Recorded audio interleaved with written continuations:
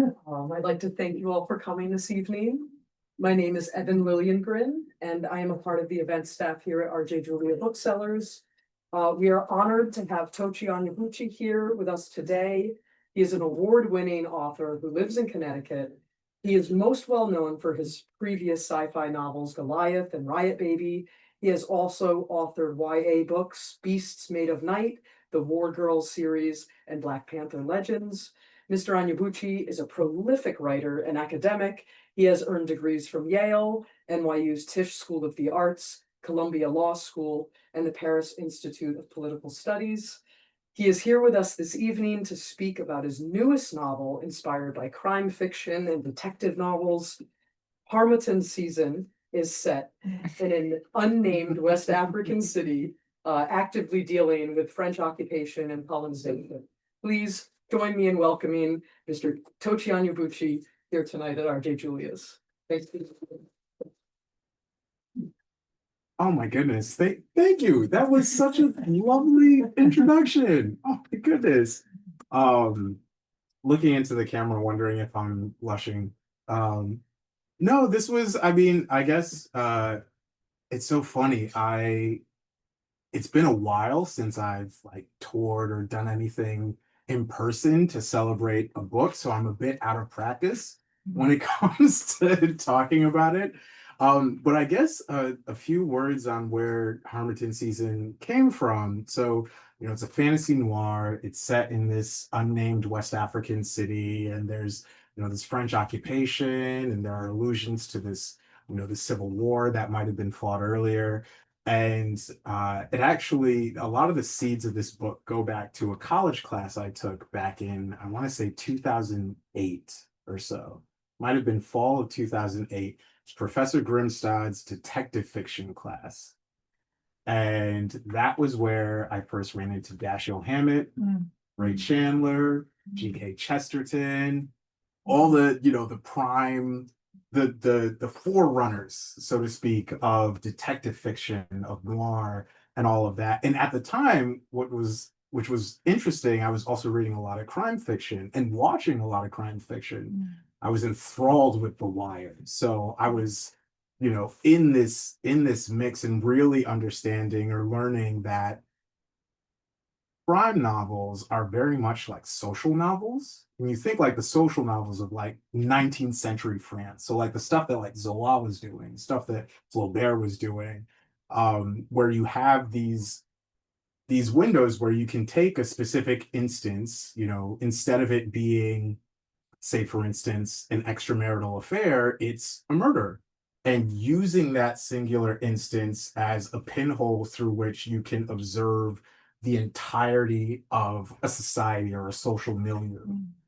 So like with the crime novels of George Pelecanos, he's like excavating DC and like a lot of what DC is like and everything through these situations. And Richard Price with New York, and Dennis Lehane with Massachusetts.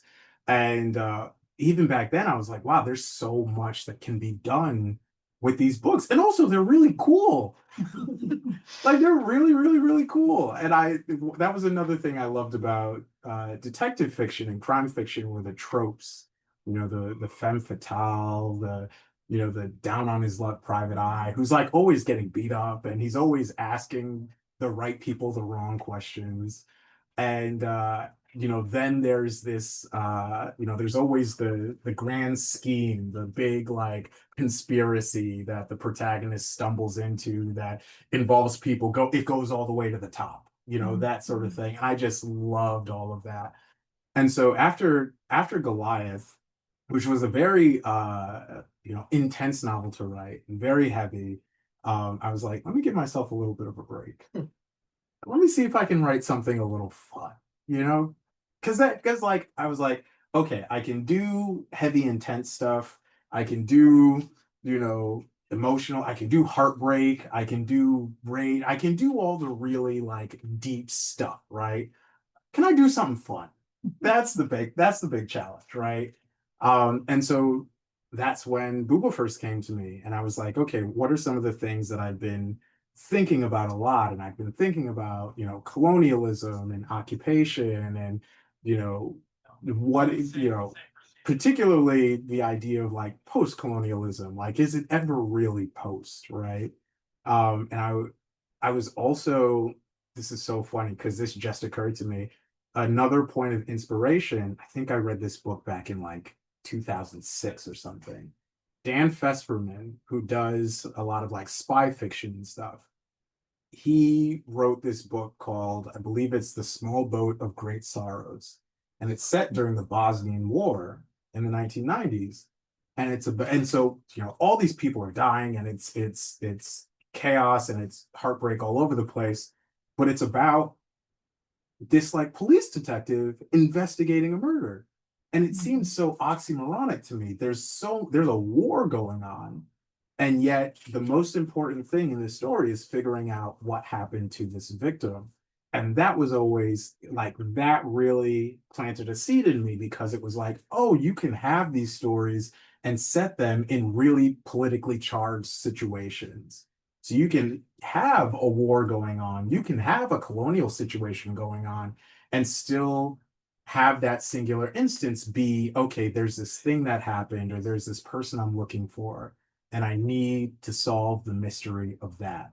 And so that is a very long-winded way of saying where this tiny book came from. And yeah, and now here it is. I'm still in a bit of a stunned state. I'm still in a little bit of shock because I've lived with Booba for so long. But yeah, so that's some of what went into the book. And this is a very sort of chill gathering and whatnot. And I really want to hear from y'all about anything really, whether it's about this particular book or anything else that I've written, or even what you think of the NFL draft.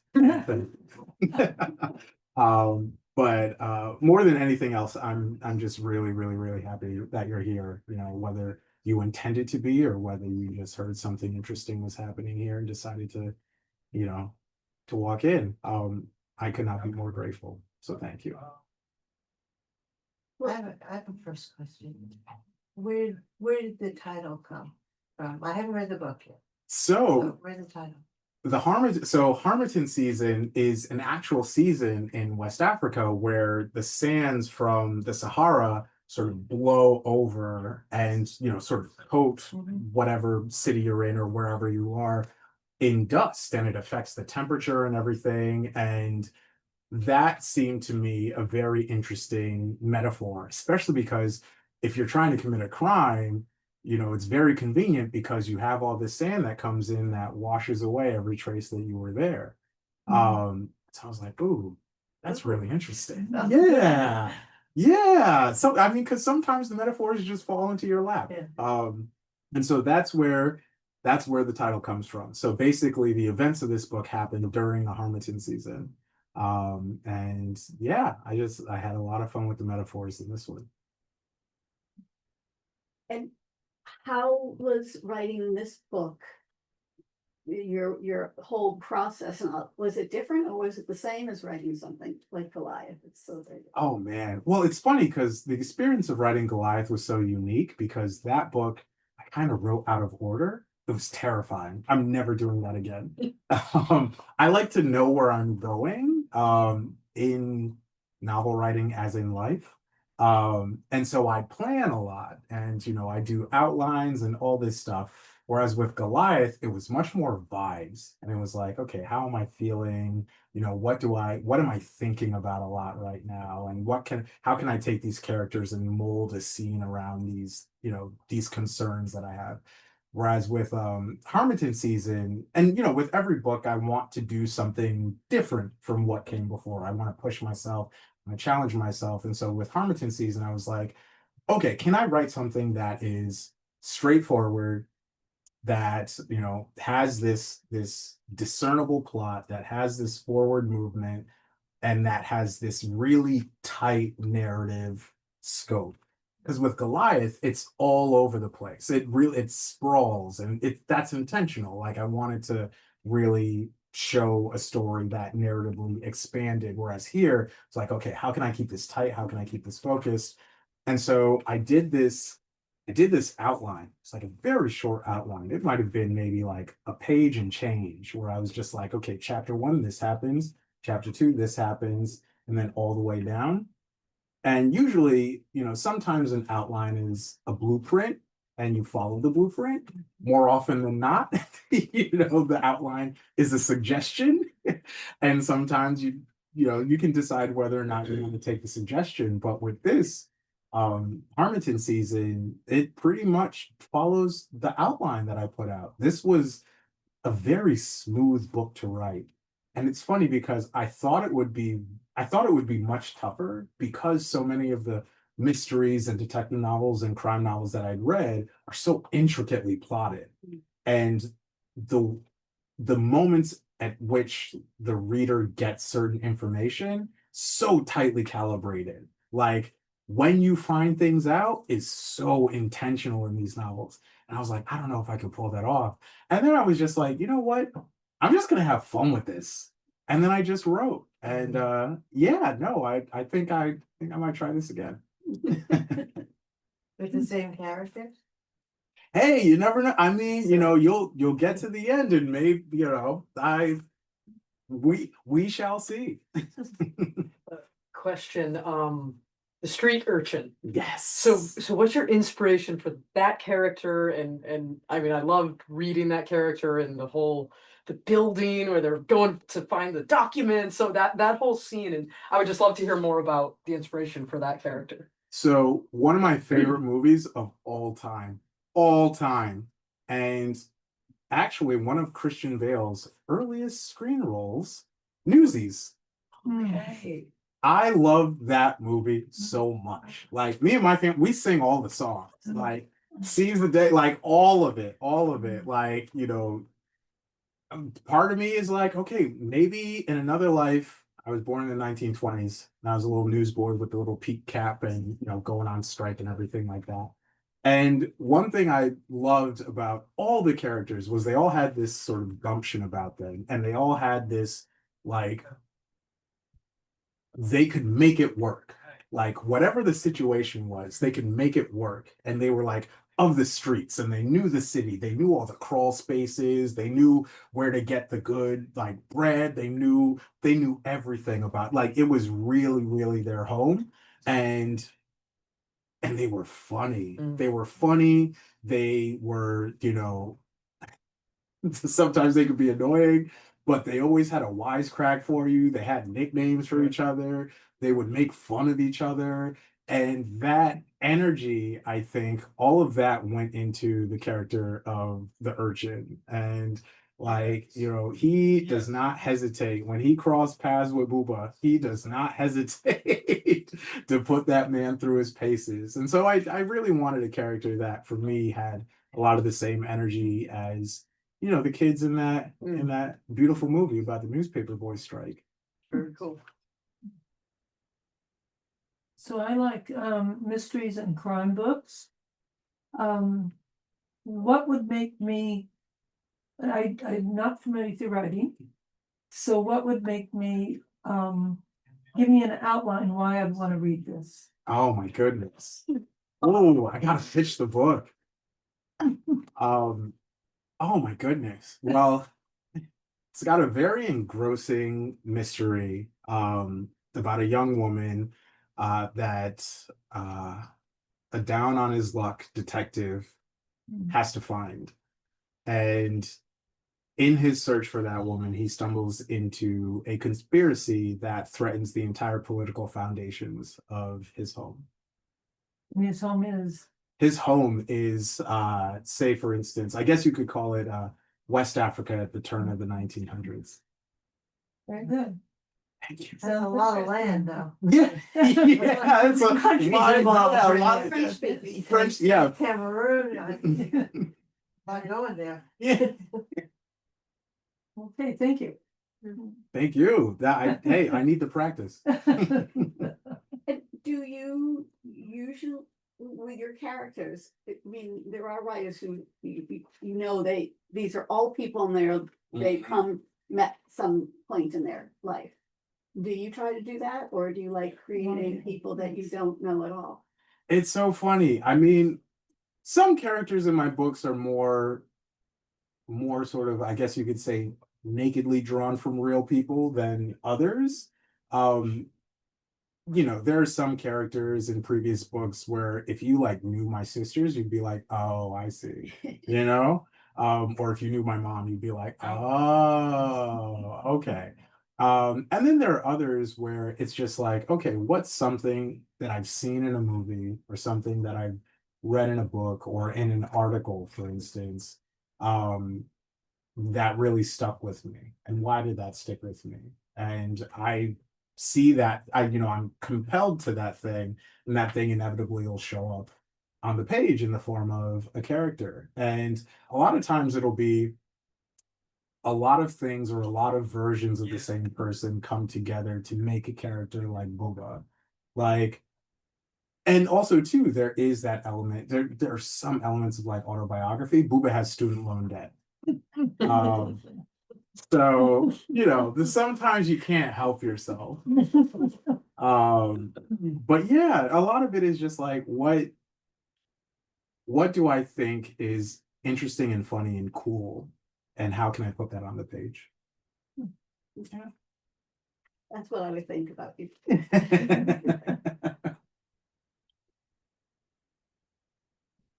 I have another one. Oh, really? So I know some of you haven't read this particular book, but I'm curious about the bodies, right? Floating. Like so he, you're in very concrete detective land sometimes, and then you end up in this really surreal, which I love. So you're kind of as a reader bouncing right between these worlds, as we do in our lives sometimes, right? So I'm curious, how did you decide on that as such a fixture in the novel? It's so funny. So that scene where the thing happens was actually one of the first images that came to me with regards to this book. And that's also another part of my process is there'll be an image in my head that I just can't let go of. I don't know where it comes from. It'll just be there. And I'll be like, this is really interesting. This is really cool. Okay, how do I get to that image? And then that's when the pieces of the story will start to come together. Just basically me trying to write my way to that image. And I think one of the things that was so striking about that image is because like gravity is such an assumed force in our lives that it goes beyond taking it for granted. Right. Like it organizes the universe, right? It organizes everything, like the way the books, line the shelves, the way we walk, the way, trees grow from the ground rather than coming out of the sky, like everything, right? What happens when you mess with that? How disorienting can that be? Like, how just paradigm shifting can that be? Like, you've lived your entire life, everything you know about the world tells you the apple falls down, right? And then one day you see an apple not do that. Yo. Yeah. And so like that, I was like, that's really interesting. Okay, I'm gonna stick with this. Okay, how can I get to that? And then then it's forced all the people in that Yeah. city and village have to reckon with that also, Yeah. which okay. Absolutely. So yeah, I like hearing where that came from. Thank you. Yeah. How did you decide to become a writer? Oh, what's funny? I knew from a very early age, but actually you need to blame my mom because I was originally going to be a comic book artist. And so I loved to draw and I loved comics and I loved watching anime too.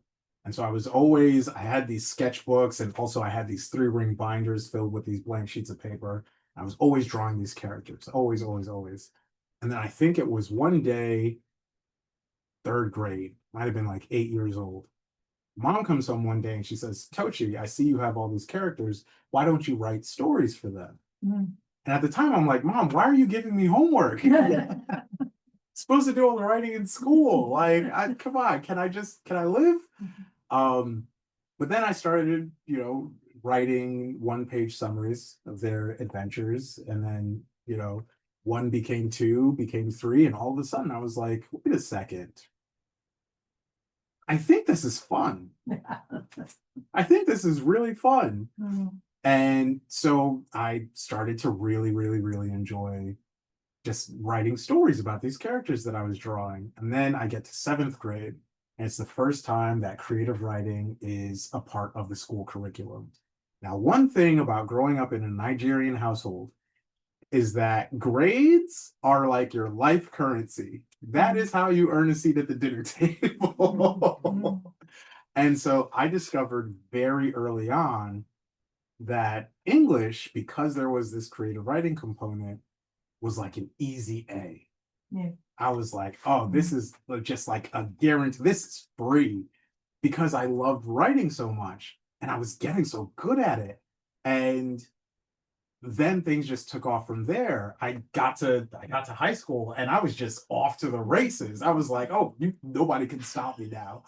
And May I tell them what you said? oh Because yes. I never taught Tochi, but we were at the same school.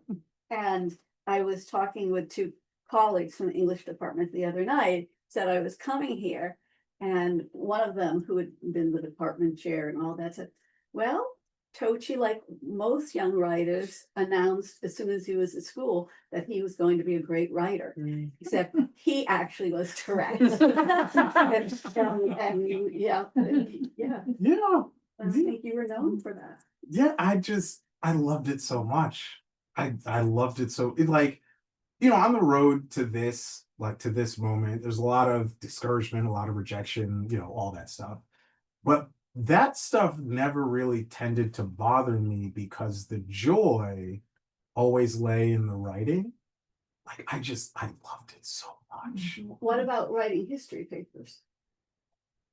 And there was a bit of a learning curve, you know, a little bit of a learning curve for those. But hey, you know, Could you put your, I think today you could put your creativity into that? Oh, in a way that yeah. other people didn't?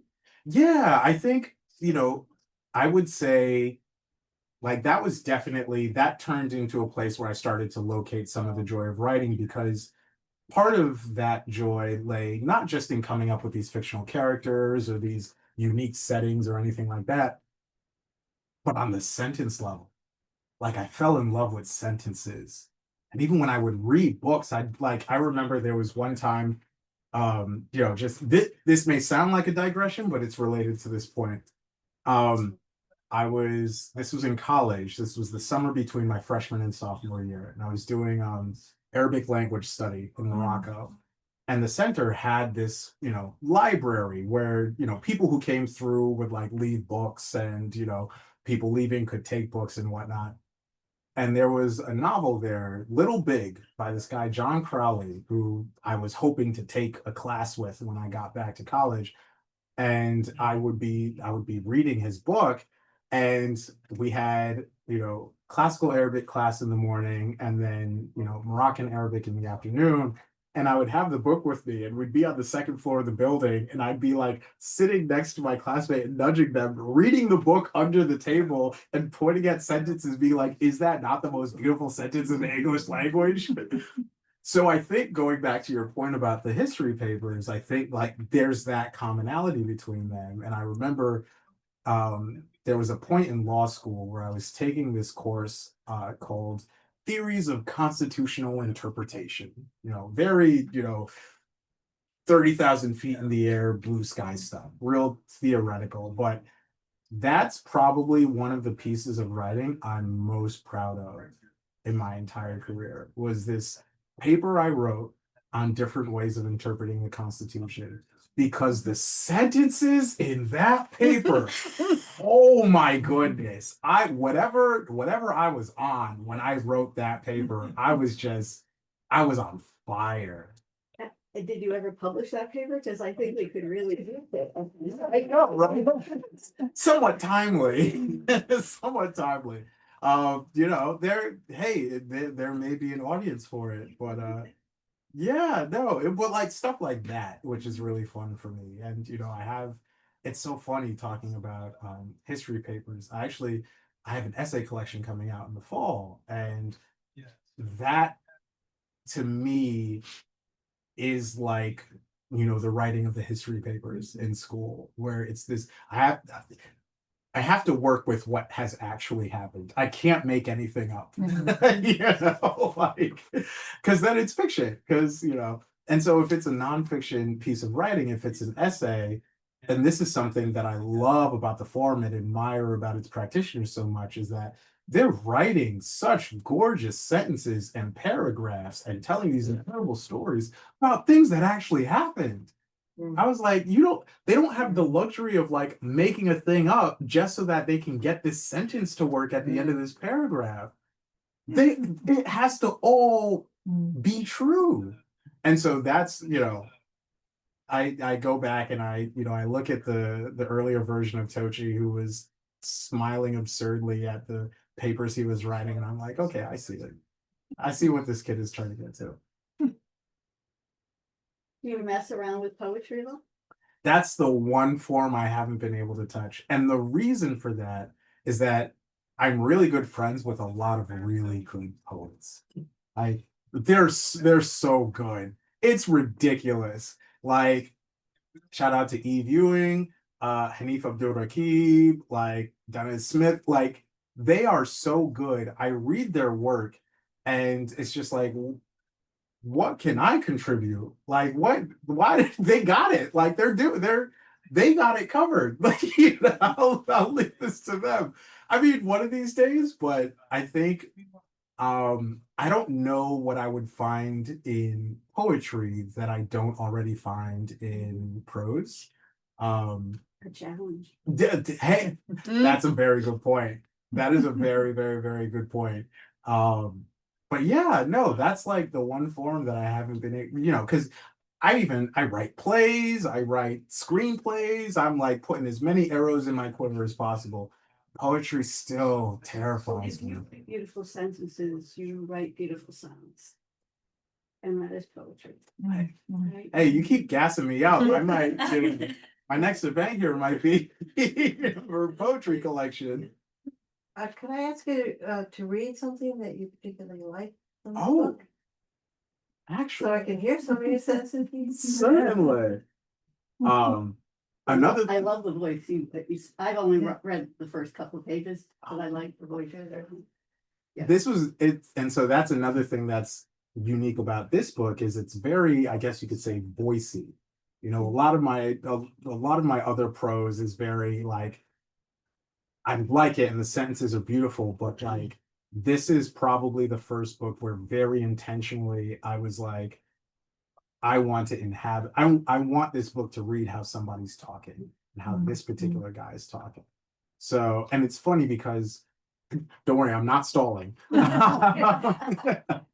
We recently finished recording the audiobook version, and it's so good. I'm like tempted to say that that's the definitive version of the book because, you know, we got Dion Graham to do it, and he inhabits Booba. He like narrates this book so well. You're like, oh yeah, no, like this is the way that it's supposed to be experienced. So I can't do it as well as him, but I can read a little song. Fortune always left whatever room I walked into, which is why I don't leave my place much these days. It works pretty well. I keep my office close, downstairs actually, for others' sake. Means that the bad luck radius stays small. Of course, the work suffers. The neighbors under my office, too noisy with all their kids and uncles and grandparents, 3 whole generations of ruckus, maybe 4 rooms tops. Never enough jobs to keep the tax collectors off my back.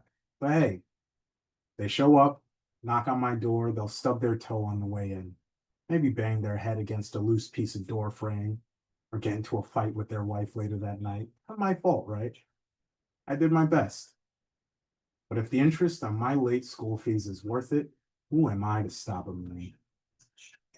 Still, I got a nice east-facing window, so when the sun comes through in the mornings, It wakes me out of my shisha stupor.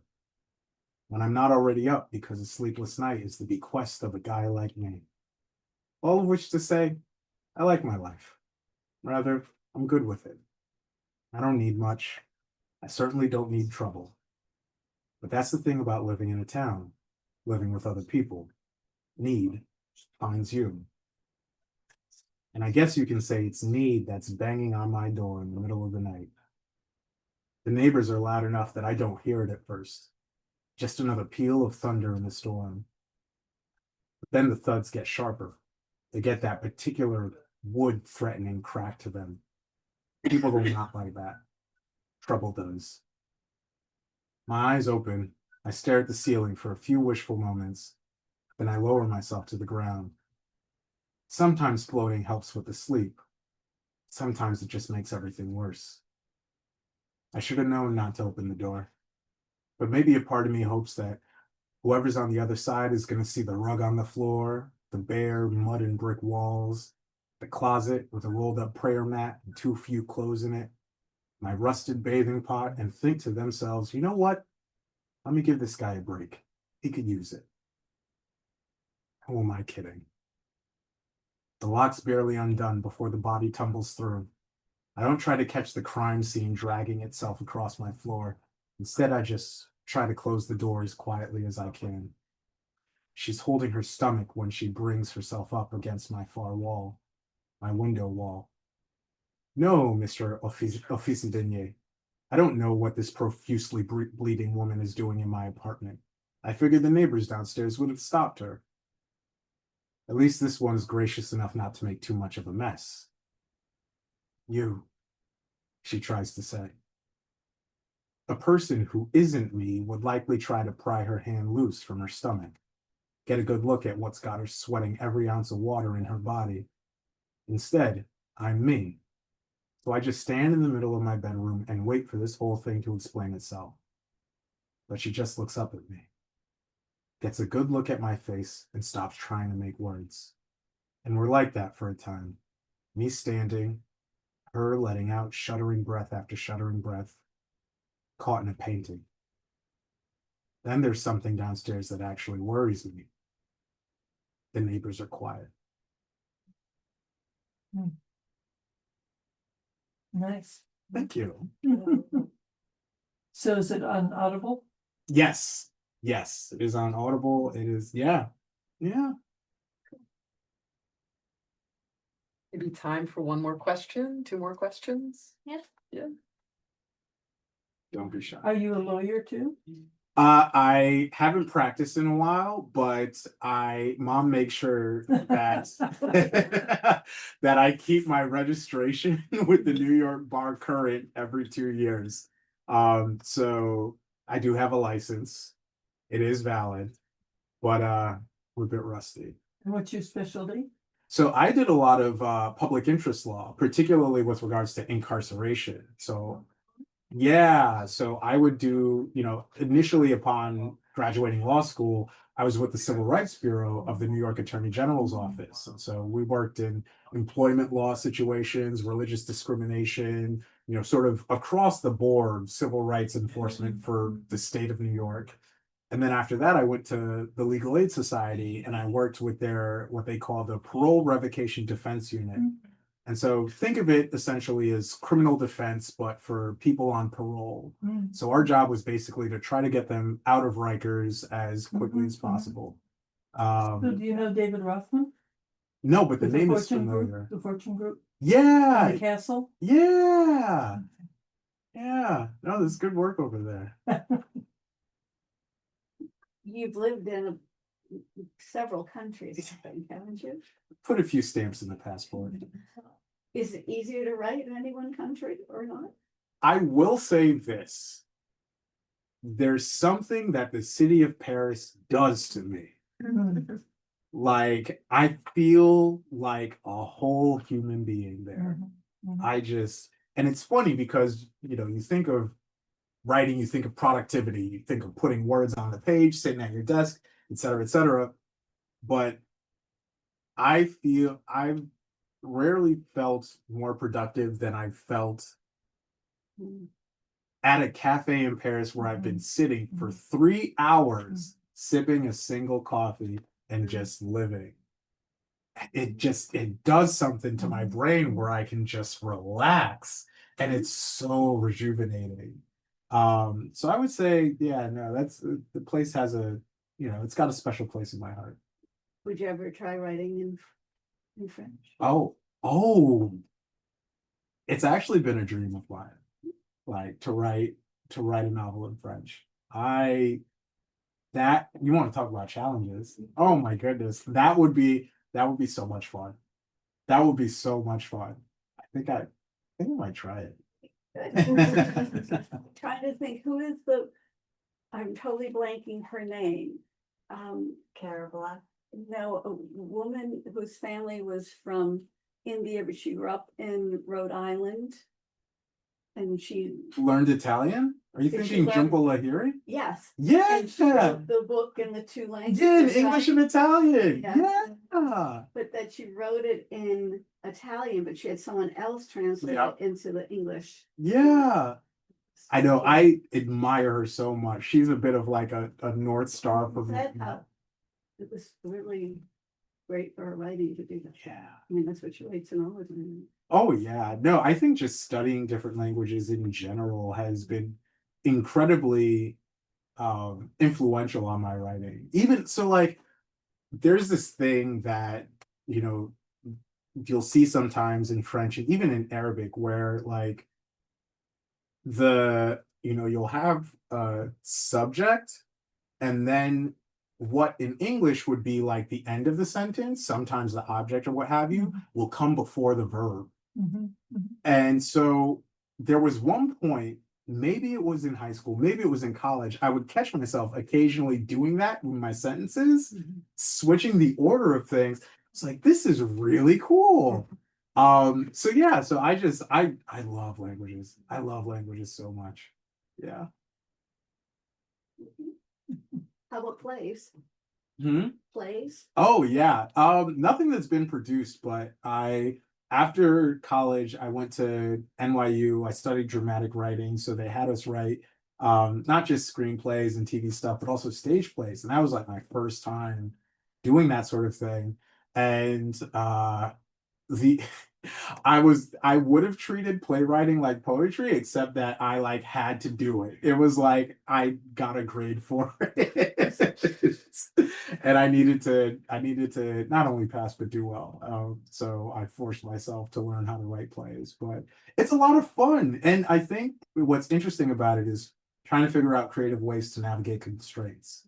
Because here I can play with gravity, but like on stage, it's a little bit more difficult to pull that off. So yeah, no, I think just in general, I find constraints to be creatively exciting. You know, if you give me guardrails, that's probably the best thing you could give me. Otherwise, I would just go all over the place. But this way, I can go all over the place within certain bounds. So, it actually makes things easier. Yeah. I like that you just said that because I feel like it explains how you genre hop. You're like, I need new guardrails. I'm gonna go here. Exactly. And that I think you just articulated that really well. So thank Yeah. you for that. That might be a perfect place to wrap up the talk today. And we'll certainly sit and chat, and he's gonna sign some books if that's what you'd like. So thank you so much for being here this evening. Oh, thank you all for coming. Thank you so much.